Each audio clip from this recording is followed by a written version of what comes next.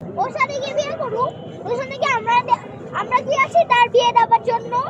এই ইতিহাসে আমি সাক্ষী হতে এসেছি যেন এই যে ইতিহাসটা হচ্ছে, এই ইতিহাসের সাক্ষী হতে এসেছি এই জন্য যেন আমি বলতে পারি যে এই ইতিহাসটা হয়েছিল।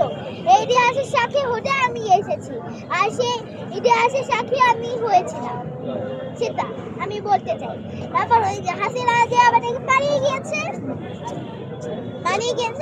সেটা যে পালিয়ে গিয়েছে সে ঠিক আছে, সে চা বিক্রিওয়ালা সাথে পালিয়েছে, কারণ মুন্ডি তো চা বিক্রি করে, সে তো আর চা বিক্রি করে, সেই যেহেতু এরকম করে তাহলে তার এত পছন্দ, সেই তার সাথে কথা বলুক, ওর সাথে গিয়ে বিয়ে করুক, ওর সাথে কি আমরা কি আছি তার বিয়ে দেওয়ার জন্য।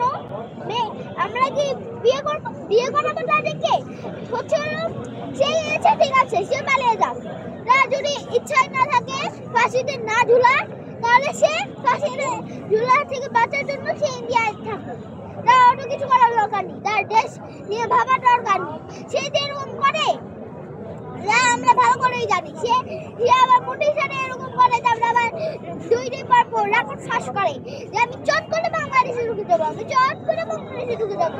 সে যে এগুলো করে তাহলে আমরা যে ওটাকে একবার সে বাংলাদেশে আসুক, তাকে ধরে নিয়ে আমরা শহীদ মিনার অথবা টিএসসি যে কোনো একটা জায়গায় তাকে ফাঁসি দিব, আর সব জায়গায় মাইকিং করবো যেন শহীদ মিনারে সবাই উপস্থিত থাকে, আর সবাই তার জুতা খুলে হাসিনার মুখের উপরে জুতা মারে এবং জুতো নিক্ষেপ করে, কারণ সে আমাদের উপরে অনেক কষ্ট নিয়েছে, আমাদের শত মায়ের মুখ খালি করেছে। সে যে এটা করেছে তার কি লজ্জা হওয়া উচিত না?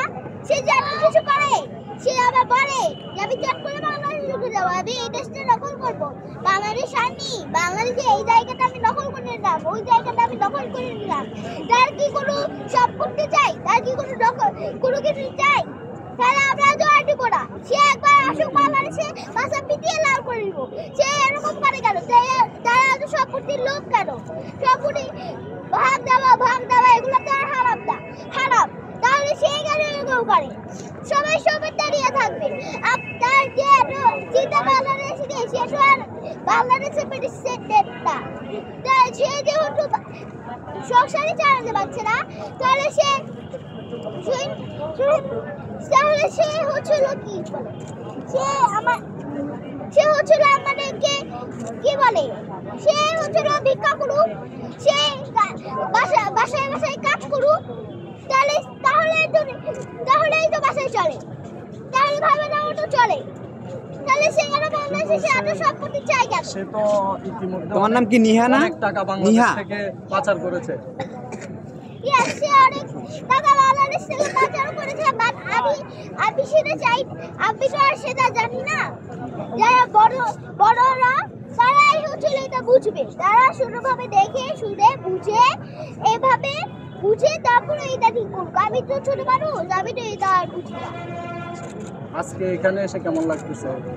আমার এখানে এসে অনেক ভালো লাগছে যে আমি এখানে ইতিহাসের সাক্ষী হতে এসেছি, এবং আমি সবাইকে এটাও বলতে পারবো যে আমি এখানে ইতিহাসের সাক্ষী হতে পেরেছি। আমি এখানে সাক্ষী ছিলাম, আমি এখানে এসেছি, সেই ইতিহাসের সাক্ষী আমি হয়েছি। আমরা তো জানি তুমি জুলাই অভ্যুত্থানেও আন্দোলনে অংশগ্রহণ করছিলা, সেই সময়কার একটু স্মৃতি আমরা জানতে চাই। কেমন লেগেছিল? সেই সময়টা কেমন ছিল একটু শুনতে চাই। সেই সময়টা একটু ভয় ছিল, তারপর সবাইকে মেরে ফেলা হচ্ছিল, তারপর আমার কান্নাও দিয়েছিল যে ওদেরকে মেরে ফেলা হচ্ছে, আমাদের ভাই বোনদেরকে মেরে ফেলা হচ্ছে। তাহলে তাকে যে মেরে ফেলা হচ্ছে, তাহলে হাসিনাকে একটা শিক্ষা হওয়া উচিত না?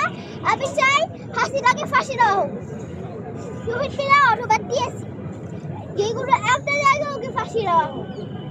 তোমার পুরো নামটা বলো তো? তোমার পুরো নাম বলো। আমার নাম মারিয়াম বিনতে নূরী।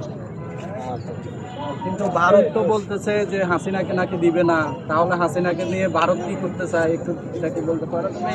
হ্যাঁ, এটা আমি জানি, এটা আমি ভালো করেই জানি যে ভারত বলছে যে আমি এখন হাসিনাকে যেতে দিব না, হাসিনা আসবে না।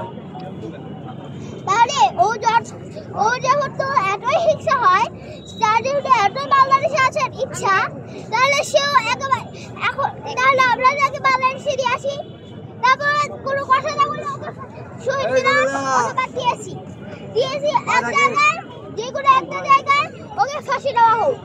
আর কোনো কথা ছাড়া আমরা সবাই মিলে ওইখানে থাকবো, আমরা সবাই ওর মুখে উপরে ছুটু মারবো আর জুতো মারবো।